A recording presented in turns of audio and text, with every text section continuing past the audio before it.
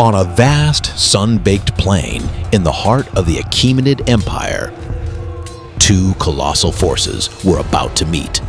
It was 331 BC, and the fate of an empire, perhaps even the world, hung in the balance. This was the Battle of Gaugamela, a clash that would pit the strategic genius of Alexander the Great against the immense yet ultimately ill-fated might of Darius III. For Alexander, king of Macedon, the journey had been long and arduous. After securing Syria, Phoenicia, Palestine, and even the jewel of Egypt, he marched his disciplined veterans into Persia's heartland. His force, though smaller, was a finely tuned machine, proven in countless victories. Meanwhile, Darius, having learned from past defeats, had chosen his battlefield with meticulous care. Near the village of Gaugamela, his laborers had toiled for days, clearing and flattening the terrain. This wasn't just a defensive measure, it was a trap, designed to negate Alexander's tactical brilliance and maximize the impact of Persia's overwhelming numbers.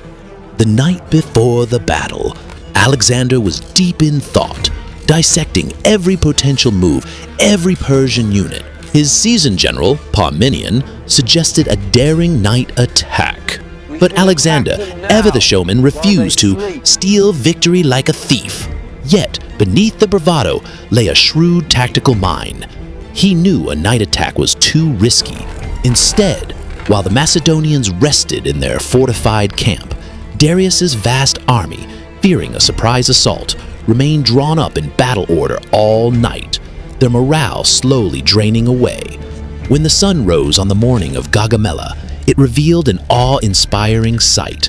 Darius's army, estimated at 100,000 to 150,000 strong, stretched as far as the eye could see.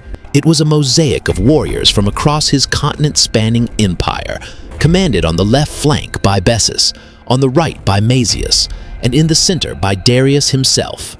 Alexander's force, a mere 40,000 infantry and 7,000 cavalry, seemed almost swallowed by the Persian host. The battle began with Alexander's audacious move.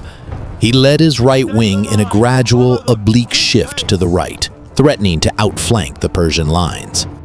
Bessus, on the Persian left, responded by stretching his cavalry even further, inadvertently pulling units away from Darius's center. This was precisely what Alexander wanted. He was drawing the battle away from Darius's carefully prepared ground.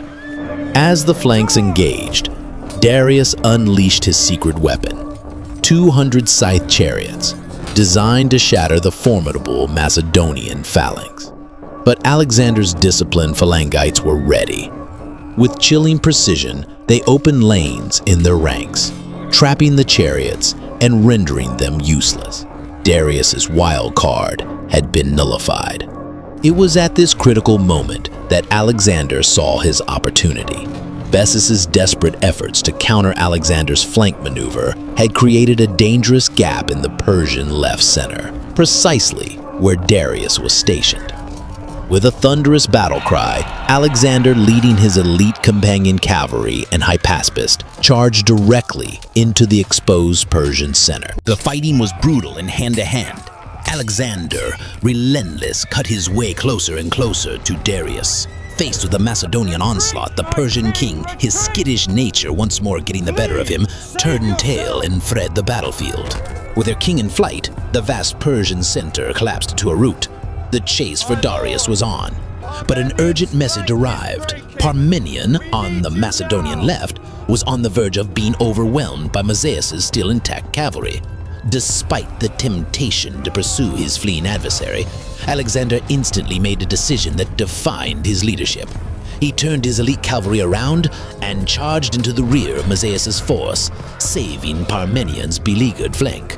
The shock of Alexander's intervention shattered Persian morale on the right, sending them retreating. The battle was won. Darius's second great army was utterly destroyed, his authority undermined.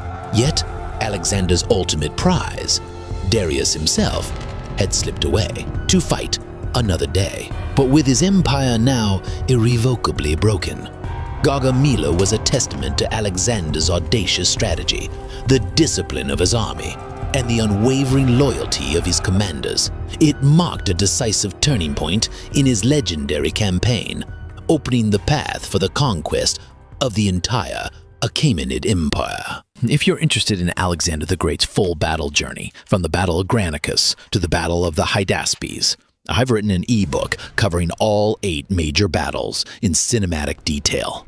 The link is in the description, so do check it out.